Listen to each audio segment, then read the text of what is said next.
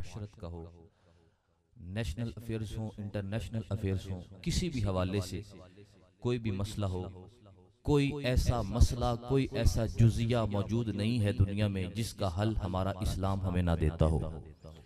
कायनात के हर मसले का हल, जिंदगी गुजारने का ज़ाब्ता, जिंदगी के तमाम जुजियात, इन सब का इल्म इस्लाम इतना मुकम्मल और कामिल और अकमल दीन है कि इस इस्लाम में बयान कर दिया गया है। इंसान जब बलूगत के लम्हात को पहुंचता है और उसकी उम्र 14 से 15 साल होती है तो वो शादी के काबिल होना शुरू हो जाता है। उस वक्त वो जो चढ़ती हुई जवानी है, ये जवानी इंसान की बेकाबू होती है। आपने देखा होगा कि अक्सर नौजवान जब वो इब्तिदाई अय्याम में होते हैं जवानी के, तो उनकी जवानी को लगाम डालना यह बड़ा मुश्किल हो जाता है। आप रोडों पे देखते हैं, सड़कों पे देखते हैं, बैठकों चौपालों पे देखते हैं, सोशल मीडिया से ताल्लुक रखने वाले हैं, कितने मुआशरे में केसेस आते हैं, कोई जवान वन व्हीलिंग कर रहा है, कोई अल-अयाज़ु बिल्लाह इश्क मजाजी के चक्कर में पड़ जाता है, तो ख्वाहिशात अपने उरूज पे होती हैं। इन ख्वाहिशात के आगे तकवे का बंद बांधने के लिए, चूंकि हुजूर ने फरमाया अश-शबाबु शुअलतुम मिनन नार, ये जवानी आग का एक शोला है, और फरमाया अश-शौबतु मिनल जुनून, जवानी एक पागलपन है, इसके अंदर मस्ती होती है, गुनाह की ताकत होती है, आपके बाजू में जोर होता है, सीने में दम होता है, जाहिरी हुस्न से भी आप मुज़य्यन होते हैं, तो शैतान रेशमी जाल फेंकता आपके सामने, तो आपको आपकी जवानी जो है ये पाक और सुथरा रखने के लिए बड़ी आजमाइश का सामना होता है। आपकी जिनसी ख्वाहिशात की तकमील की ख्वाहिश बड़ी उरूज पर होती है, और हर जवान की ये ख्वाहिश होती है कि मेरे साथ कोई जिनसी ताल्लुक वाली, कोई मुखालिफ सिम्त और मुखालिफ जिन्स की कोई खातून हो। तो जब इंसान की ये जिनसी ख्वाहिश उरूज पर होती है और इंसान जवानी के लम्हात में होता है, तो इस जिनसी ख्वाहिश की तकमील के लिए रब कहता है इधर उधर नहीं जाना, मेरे मुस्तफा की सुन्नत है, तुम हलाल तरीके से निकाह करो, अल्लाह उस निकाह में बरकत रख देगा। ये इस्लाम ने हल दिया है उभरती हुई जवानियों के आगे तकवे की दीवार खड़ी करने का। ये जो पागलपन है, ये जो मस्ती है, ये जो इस्तिराब है, ये जो जुनून है, इसके आगे तकवे की दीवार खड़ी करने के लिए सरकार सल्लल्लाहु अलैहि वसल्लम इरशाद फरमाते हैं अन-निकाहु मिन सुन्नती, निकाह मेरी सुन्नत है, फमन रागिब अन सुन्नती फलैसा मिन्ना, जिसने मेरी सुन्नत से मुंह मोड़ा वो हम में से नहीं है। तो अल्लाह ताला ने इंसान की नंबर एक जिस्मी जिनसी जो है वो ख्वाहिश की तकमील के लिए निकाह को मशरू किया, और इसके जुमला मकासद में से एक मकसद हुसूल औलाद है और एक मकसद ज़हनी और जिस्मानी तस्कीन है। निकाह करना एक बाबरकत अमल है। बाज़ औक़ात ये निकाह करना सुन्नत होता है, बाज़ औक़ात ये वाजिब भी हो जाता है। जब हालात बिल्कुल अमान वाले हों और हमारी कंडीशन नॉर्मल हो और गुनाह की तरफ इतना इल्तिफात ना हो और हमारे पास असबाबे निकाह भी ना हो, उस वक्त निकाह करना यह सुन्नत होता है। लेकिन जब गुनाह के जराए आपके पास मौजूद हैं और अब आपका गालिब गुमान है कि गुनाह में पड़ जाऊंगा, और अब आपके पास असबाब भी हैं, जराए भी हैं निकाह करने के, उस वक्त अगर आप निकाह नहीं करेंगे तो गुनाहगार होंगे। तो ऐसी सूरत हाल में निकाह वाजिब हो जाता है जब आपके पास तमाम सोर्सेज हैं निकाह करने के और आप गुनाह के करीब हैं, तो गुनाह से बचने के लिए आप पर उस वक्त निकाह करना वाजिब हो जाता है।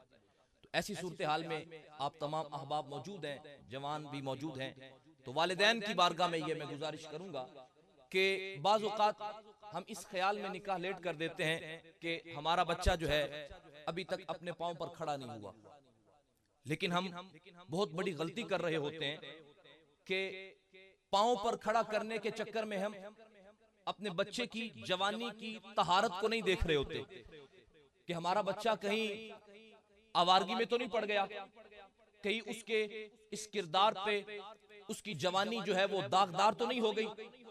इस चीज को फरामोश करते हुए, पसे पुष्ट डालते हुए हम 30-30 साल तक अपनी बच्चियों, अपने बच्चों की शादी नहीं करते, ये सोच कर के अभी पांव पे खड़ा हो जाए। इस पर एक हदीस मुबारका आपकी बारगाह में रखता हूं। हुजूर सल्लल्लाहु ताला अलैहि वसल्लम ने इरशाद फरमाया, या माशर शबाब मन इस्तता मिनकुमुल बाअ फलयतज़व्वज फइन्नहु अगद्दु लिलबसर व अहसनु लिलफरज।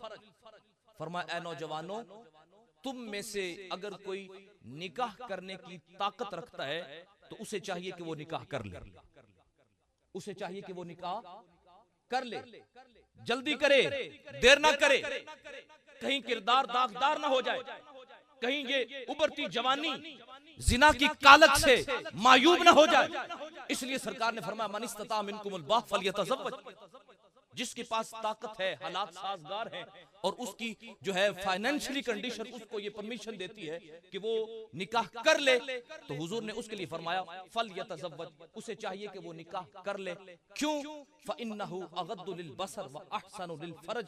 निकाह करने की बरकत ये है कि इंसान की नजर भी झुक जाती है और उसके किरदार में पाकीज़गी आ जाती है। ये निकाह की बरकत सरकार ने फरमाया। अगद्दु लिलबसर व अहसनु लिलफरज, ये निगाहों को झुकाने वाला है, शर्मगाह की हिफाजत करने वाला है।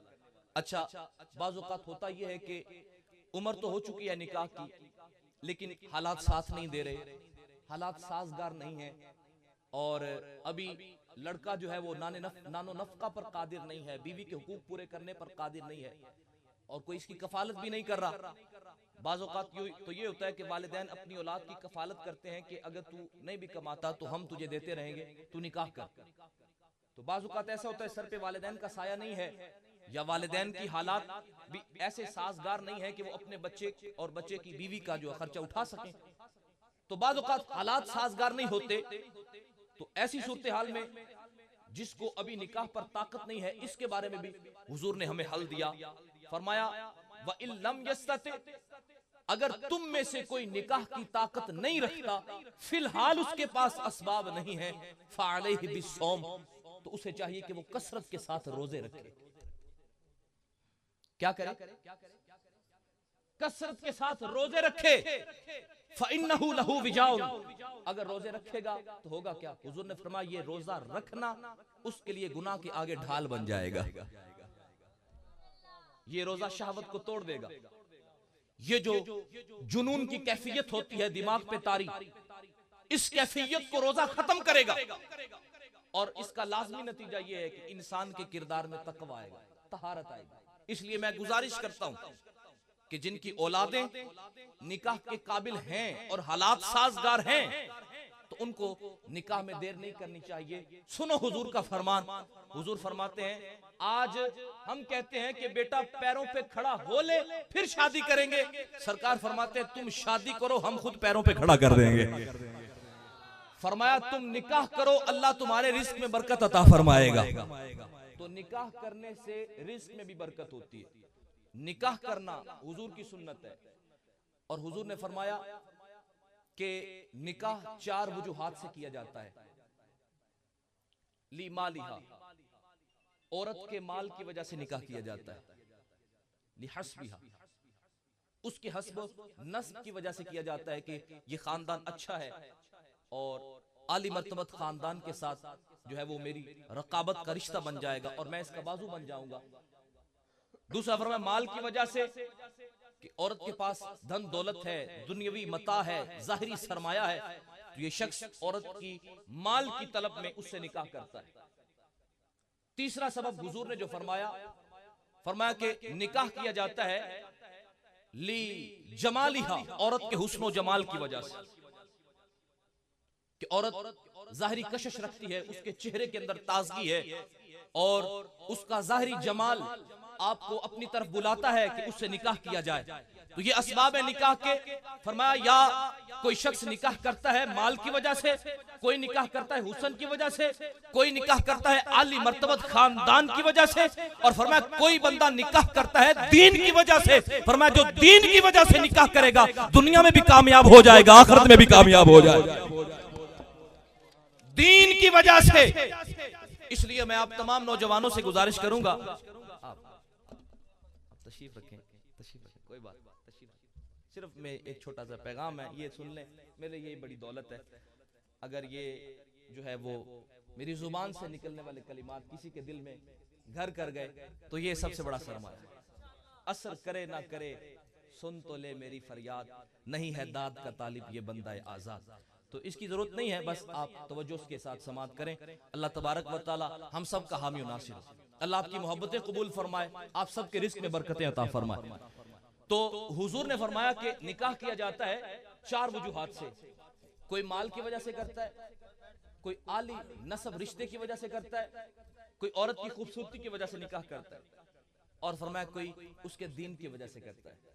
और दीनदार औरत से निकाह करोगे तो कामयाब हो जाओगे। क्यों? क्योंकि दीनदार जो औरत होती है ये अमूमन सर्वे के मुताबिक वो औरत सालिहा साबित होती है। और हो सके तो ये दावत इस्लामी के मदनी माहौल की बरकत है, वरना लोगों की इस शादी की तकरीबात पे जो कुछ होता है ये आपके सामने है। ये तो हम सब की खुशकिस्मती है कि इन खुशियों के हसीन लम्हात में हम मोहम्मद अरबी के दीन की प्रचारी कर रहे हैं। वो हमारे असातिज़ा किराम फरमाया करते थे, बेटा ऐसे बनो कि तुम्हें बताना ना पड़े, दिखाना ना पड़े कि तुम मुसलमान हो, बस तुम्हारी वज़ा कता उठना बैठना, दूर से आना, दूर से तुम आ रहे हो तो सामने वाले को पता चल जाए मोहम्मद अरबी का गुलाम आ रहा है। आज अपनी इन शादियों को मुस्तफा की सुन्नत का रंग दे रहे हो तो साबित कर रहे हो कल आने वाली नस्लें मोहम्मद अरबी के गुलाम बनेंगी। आज अमूमन शिकवा किया जाता है कि भाई हमारे पास भी कई केसेस आते हैं और मुझे अक्सर दोस्तों की फोन कॉल्स भी आती रहती हैं। शादी नई हुई है और बीवी और शौहर के बाहमी झगड़े शुरू हो गए, घर के अंदर अमन इस्तेकाम नहीं है और घर के अंदर एक मुस्तरबाना जो है वो कैफियत है और सुकून नहीं। तो मैं उनसे अक्सर कहा करता हूं कि भाई इस मुबारक रिश्ते की जब तुमने बुनियाद रखी थी तो वो बुनियाद कैसे रखी थी? अगर तो वो कहे कि हमने शादी से कबल वो शैतान को राजी करने वाले सारे काम किए थे, तो मैंने कहा तुम अपने इस रिश्ता अज़दवाज मुबारक रिश्ते में बरकत कहां से तलाश कर रहे हो? दुकान का इफ्तिताह हो ना तो अल्लाह के नाम पर चीज तकसीम करते हैं। कोई कारोबार शुरू किया है, घर नया बनाया है, स्कूल खोला है, कोई भी बिजनेस, एनीवन, कोई भी एक्टिविटी है, हम जिसका इफ्तिताह करते हैं जी मदरसे से बच्चे बुला लो, कुरान खानी हो जाएगी, बरकत हो जाएगी। वो सारे मामलात आर्जी हैं और ये जो आपकी रियल लाइफ हकीकी जिंदगी का आगाज हो रहा है, इस आगाज के अंदर आप क्या कर रहे हैं? कभी गौर किया? मैं तो बड़ा खुश हो रहा हूं कि अल्लाह ने सरमाया भी दिया है और सरमाया लगाने के लिए अल्लाह ने सही मकाम भी अता फरमा दिया। वरना अमूमन होता ही है कि जिसके पास सरमाया होता है ना उसके पास हिदायत कम ही होती है। तो अल्लाह ताला इनके सरमाए में मजीद बरकतें अता फरमाए।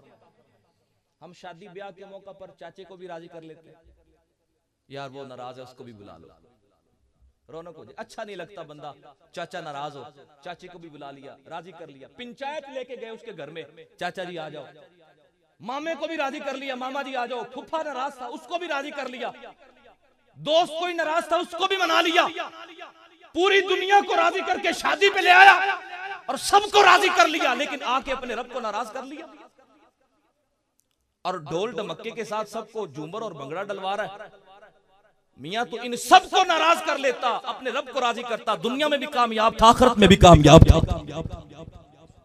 ये सब नाराज होते, कोई बात नहीं थी, लेकिन तेरा रब राजी हो जाता तो दुनिया और आखिरत में सरखुरू।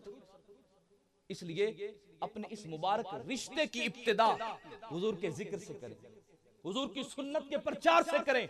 इस मुबारक रिश्ते की बुनियादों में महबूब करीम सल्लल्लाहु अलैहि वसल्लम का जिक्र रखें, फिर आप देखेंगे आपकी जब औलाद होगी, औलाद आपको शिकवा नहीं होगा कि मेरी नाफरमान है। इस बुनियाद, इस मुबारक रिश्ते की बुनियाद मोहब्बत रसूल से रखी है तो आने वाली नस्लें आपके हाथ भी चूमेंगी, आपके पांव भी चूमेंगी। बुनियाद की तरफ गौर करें। हमारे घरों में बदअमनियां क्यों होती हैं? वो जो बुनियाद चली आ रही होती है कि शादी के मौके पर रब को नहीं राजी किया था, शैतान को राजी किया था। तो शैतान बसा औकात हमारा रास्ता मुज़य्यन कर देता है, आरास्ता कर देता है। हमारे नौजवान कहते हैं नहीं जी शादी का मौका है, कुछ नहीं होता, कुछ नहीं, शादी का मौका। यही तो इम्तिहान है। जब दुख आए तो हम मुसल्ले बिछाकर बैठ गए रब की बारगाह में। दुख आए तो मुसल्ले बिछाकर बैठ गए, मस्जिदों में डेरे लगा लिए, घरों में आयत करीमा पढ़ने की भी दावत दे दी, औरतें भी आयत करीमा पढ़ रही हैं, मदरसे से बच्चे भी बुला लिए। अल्लाह ये मुसीबत दूर कर दे।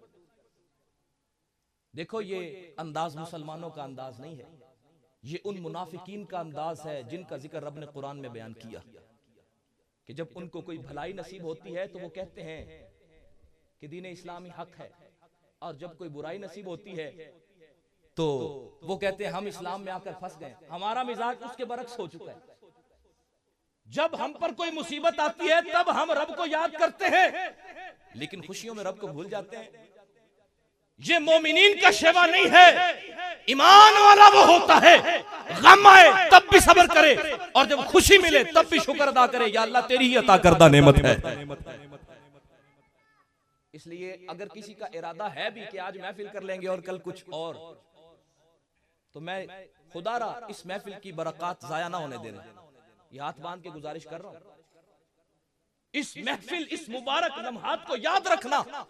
कल हमने मोहम्मद अरबी सल्लल्लाहु ताला अलैहि वसल्लम के दीन की प्रचारी करवाई थी इसी जगह पर, और आज उस जगह पर रक्स व सुरूर हो, मतलब हमने हक और बातिल को एक साथ मिला दिया।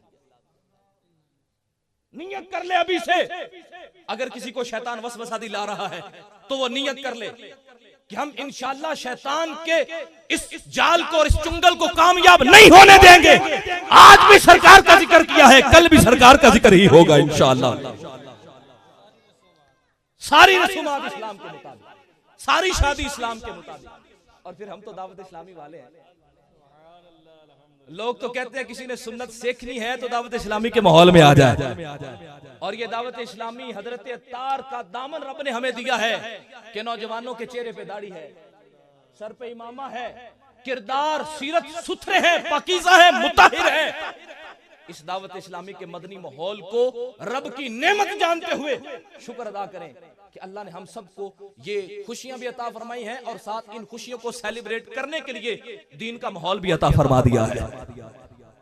तो बाज़ औक़ात हम शिकवा करते हैं बदअमनी का, तो उसके पीछे वजह ये होती है, लॉजिक उसका ये होता है कि इस रिश्ते की बुनियाद और असास में गुनाह होता है, जिसकी वजह से इन फ्यूचर आने वाले लम्हात हमारे लिए वो बदअमनी और बेकरारी का जरिया बन जाते हैं। हुजूर नबी रहमत सल्लल्लाहु ताला अलैहि वसल्लम के एक दो फरामीन अर्ज करके अपनी बात को इख्तिताम की तरफ मैं लेके आता हूं।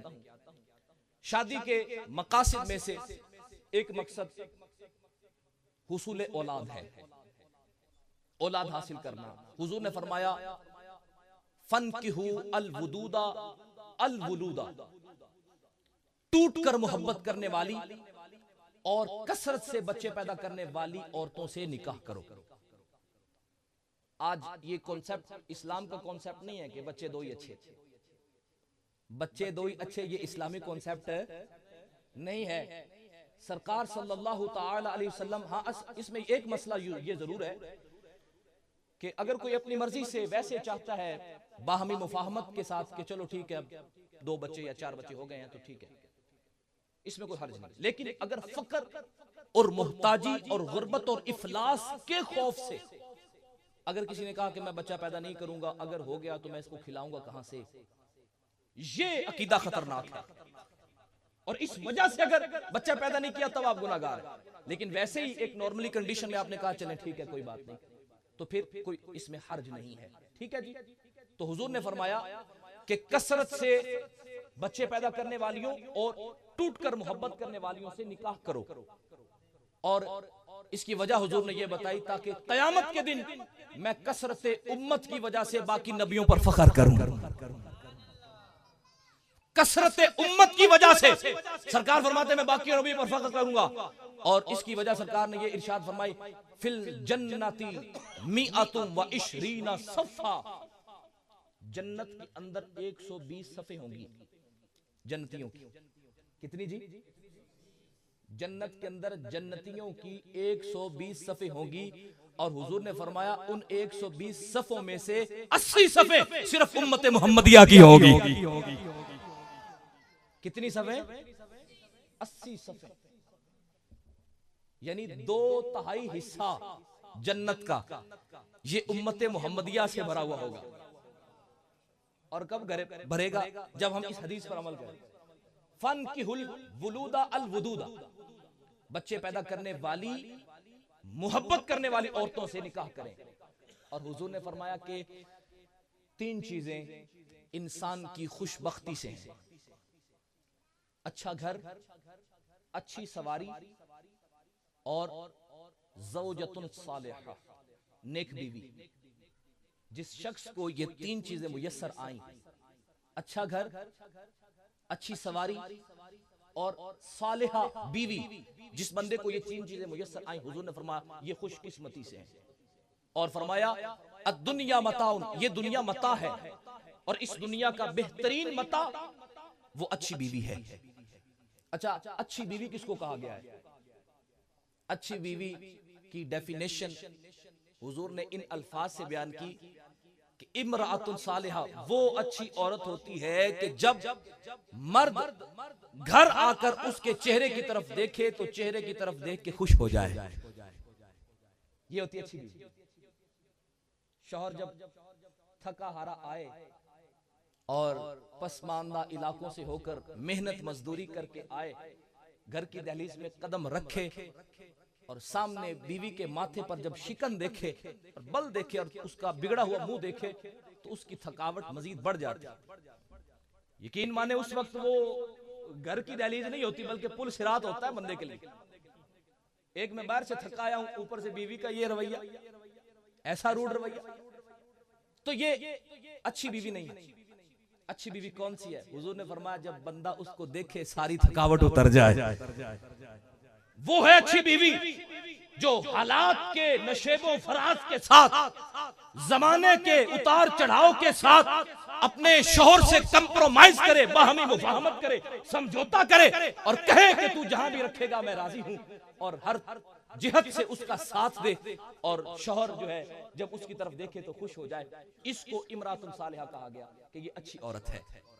और दूसरी खूबी क्या है कि जब शोहर घर से निकले तो वो शोहर के माल की भी हिफाजत करे, शोहर की इज्जत की भी हिफाजत करे। ये निशानी बताई गई अच्छी औरत। फरमाया ऐसी औरत जिसको मिल जाए, हुजूर ने फरमाया ये उसके लिए खुशबख्ती है।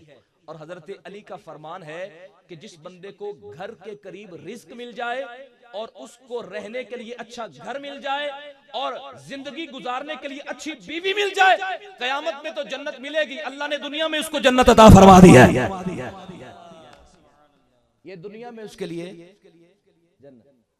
अच्छा, अब ये हमारे लिए अल्लाह तबारक व तआला ने तरह तरह की नेमतें मुज़य्यन और आरास्ता कर दी।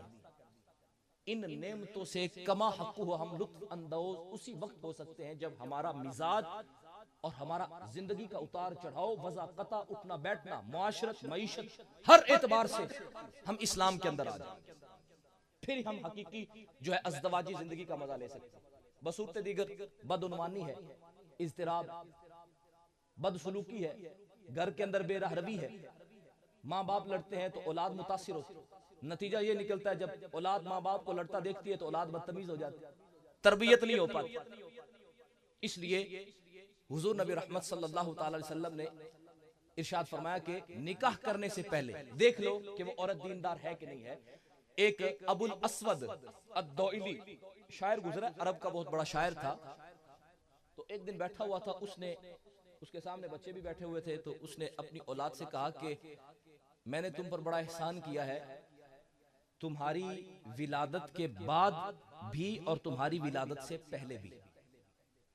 तो बच्चे बड़े हैरान हुए, उन्होंने कहा जी अब्बा जी, विलादत के बाद तो एहसान आपने किए हैं वो समझ में आते हैं कि आपने हमारी परवरिश की है, रिस्क दिया, हमें नेमतों से जो है वो मुज़य्यन किया, हमें खिलाया पिलाया, परवान चढ़ाया, हमारी तरबियत की। विलादत के बाद तो आप के एहसानात समझ में आते हैं, लेकिन हमारी विलादत से पहले आपके एहसानात क्या है?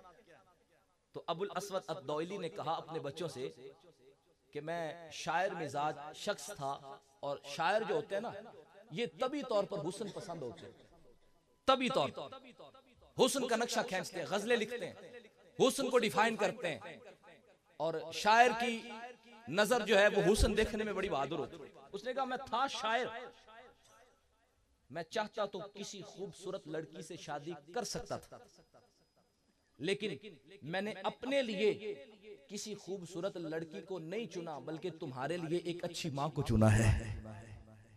ये तुम्हारी विलादत से पहले मेरा तुम पर एहसान है। अपने लिए खूबसूरत लड़की को नहीं चुना, बल्कि तुम्हारे लिए अच्छी मां को चुना, कि मुझे पता था कल को ये आने वाली मेरे बच्चों की मां बनेगी, इसलिए उसका दीनदार होना बड़ा जरूरी है। शादी के जुमला मकासद में से एक आखिरी मकसद अर्ज करके मैं इजाजत चाहता हूं।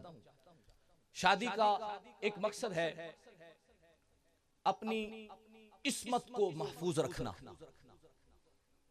अपने किरदार को महफूज रखना। सरकार सल्लल्लाहु अलैहि वसल्लम ने इरशाद फरमाया, जब कोई शख्स निकाह करता है तो शैतान वावेला करता है, रोता है, सर पटकता है, दाढ़े मार मार के कहता क्या है कि इस शख्स ने अपने आप को मुझसे महफूज कर लिया है। जब इंसान निकाह करता है, हुजूर फरमाते हैं शैतान कहता है कि इसने खुद को मुझसे बचा लिया। और एक रिवायत में आता है हुजूर ने फरमाया कि जब कोई शख्स नौजवान निकाह करता है तो अल्लाह तबारक व तआला ने उसके आधे ईमान की हिफाजत फरमा दी, और आधे ईमान के हवाले से वो रब से डरे। तो आपकी इस्मत का जो जोहर है, ये खूबसूरत उमड़ती हुई जवानी, और ये आपकी जो है वो शबाब के लम्हात, ये एक खूबसूरत हीरा है। और इस जवानी को दागदार जो इंसान कर गया, उसने अपने हकीकी इबादत के लम्हात ये जाया कर दिए। इस जवानी के जोहर को जिसने महफूज कर लिया, अल्लाह ताला फरिश्तों में फख्र करता है, या अय्युहल शाबुल आबिद अंत इंदी क़बादिल मलाइका, ऐ मेरे इबादत गुजार नौजवान बंदे, तू तो मेरे यहाँ मेरे फरिश्तों जैसा है। इसलिए इस उभरती हुई जवानी को तकवे की लगाम डालने के लिए अल्लाह ताला ने जो हमें एक जरिया दिया है, वो जरिया निकाह है। अल्लाह तबारक व तआला इस रिश्ता नो को अपनी रहमत की जरिए, अपनी रहमत के वसीले से उरूज अता फरमाए, बांकपन अता फरमाए। ये यकीनी बात है, अमूमी उसूल भी यही है कि जब वालिदैन नेक हों तो औलाद नेक बनती है। एक दकीक सूरत हो सकती है, बाज औकात अकल सूरत होती है कि अच्छों से बुरे पैदा हो जाते हैं, लेकिन अक्सर ये होता है कि वालिदैन नेक हो तो औलाद। एक शख्स दरिया के किनारे पर जा रहा था, तो भूख लगी हुई थी और खाने के लिए कुछ नहीं था। रास्ते में उसने नहर पे एक तैरता हुआ सेब देखा, उसने सेब उठाया और खा लिया। अब अल्लाह का नेक बंदा था, बाद में याद आया कि यार ये जो सेब मैंने खाया है ये तो मेरा था ही नहीं, ये तो मेरा था ही नहीं। परेशान हो गए, अब क्या करूं, ये तो माले लुकता था, मालिक तक पहुंचाना जरूरी था। जिस तरफ से सेब आ रहा था उस तरफ चल पड़े। चलते चलते चलते रास्ते में देखा एक सेब का बाग है और उसकी शाखें जो है वो नहर में उमट रही हैं। कहा हो ना हो ये सेब इसी बाग का होगा। बाग के अंदर गए, मालिक से मिले, कहा मियां तुम्हारी इजाजत के बगैर ये एक सेब खा बैठा हूं, मुझे इसकी माफी मिल सकती है? तो वो साहिब बाग भी साहिब नजर थे, उन्होंने कहा एक सेब की वजह से बंदा इतना सफर करके आया है माफी मांगने के लिए, ये कोई आम बंदा नहीं लगता। उसने भी अपने रवैये बदल लिए, फौरन कहने लगा जी माफी तो ऐसे नहीं मिलेगी। कहा फिर कैसे मिलेगी? कहा एक शर्त है, 12 साल मेरे इस बाग की गोडी करनी पड़ेगी। कितनी? 12 साल मेरे इस बाग की गोडी करो फिर माफी मिलेगी। साहिब किरदार थे, मुत्तकी थे, परहेजगार थे। कहा मियां माफी तो मिल जाएगी ना बात में। यह है हुकूकुल इबाद का मसला। आज हमें सड़क पे पड़े पैसे मिल जाए ना तो उठा के जेब में डाल, इधर उधर देखते हैं, पाँव दे के बाद में उठा के जेब में डाल। ये माले लुकता होता है। ये क्या होता है? माले लुक्ता हिफाजत की नीयत से उठा सकते हैं, और हिफाजत की नीयत से उस वक्त उठा सकते हैं जब आप इर्द गिर्द किसी बंदे को गवाह बनाएं कि ये माले लुक्ता मैं हिफाजत की गर्ज से उठा रहा हूं और इसके मालिक तक पहुंचाऊंगा, और 1 साल तक वो गली बाजार में ततब्बु करे, ऐलान करे, जो है वो लोगों को बताए कि ये चीज मुझे मिली है। अगर ना मिले तो फिर उस चीज को किसी शरीफ फकीर पर सदका करेगा, और अगर खुद शरीफ फकीर है तो इस्तेमाल करेगा। बात समझ आइए मसला? खुद इस्तेमाल नहीं कर सकता, उठा के ऐसे मस्जिद को भी नहीं दे सकते, उठाया है उठा के मस्जिद में दे ना, ये माले लुक्ता है। और फिर जब आपने 1 साल के बाद सदका कर दिया, बाद में अगर मालिक आ गया तो वो सदके पे राजी हो जाए तो ठीक है, वरना अगर कहे कि मुझसे पूछ के तो नहीं सदका किया, फिर उसको वापस देना पड़ेगा और सदका इसकी तरफ से होगा। ये माले लुक्ता है। तो उसने कहा 12 साल मेरे बाग की गोडी करो। उसने कहा माफी दे दोगे? तो ठीक है करता हूं। 12 साल गोडी करते हैं। एक दिन उस बाग के मालिक ने कहा कि कोई अच्छे अच्छे से सेब तोड़ के लाओ। वो शख्स ने जब सेब तोड़े तो बाग के मालिक के पास लेके गया ना, तो कच्चे से मालिक ने झाड़ा, कहा 12 साल हो गए, इतने साल हो गए तुम बाग की गोडी कर रहे हो और अभी तक तुम्हें कच्चे और पक्के सेबों का फर्क नहीं पता? तो कहा मियाँ, एक सेब खाया था, 12 साल सजा भुगती है। जब से वो सेब खाया है दोबारा कभी सेब की तरफ आंख उठा के नहीं देखा। आंख उठा के नहीं, सीने से लगाया। कहा तुम्हारी एक शर्त मुकम्मल हुई। कहा माफी मिल जाएगी। कहा दूसरी शर्त बाकी है। क्या? फरमाया कि मेरी एक बेटी है जो कानों से बहरी है, आंखों से नबीनी है, जुबान से गूंगी है और पांव से अपाहज है। ना सुन सकती है, ना बोल सकती है, ना देख सकती है, ना चल सकती है। मेरी उस बेटी से तुम्हें निकाह करना पड़ेगा। तो वो एक दफा तो सोच में मुब्तला हो गए, हैरत ज़दा हो गए कि ये क्या। फिर उसने कहा कि चलो मैं तो जैसे तैसे करके उसके साथ जिंदगी बसर कर लूंगा, लेकिन क्या तू मेरा ये जो है वो हक है वो माफ कर देगा? उसने कहा इसके बाद माफी मिल जाएगी। निकाह पढ़ाया गया और उस शख्स ने कहा कि वो सामने हुजरा अरूसी है, उसमें तेरी वो जो है वो नई दुल्हन वो इंतजार कर रही है।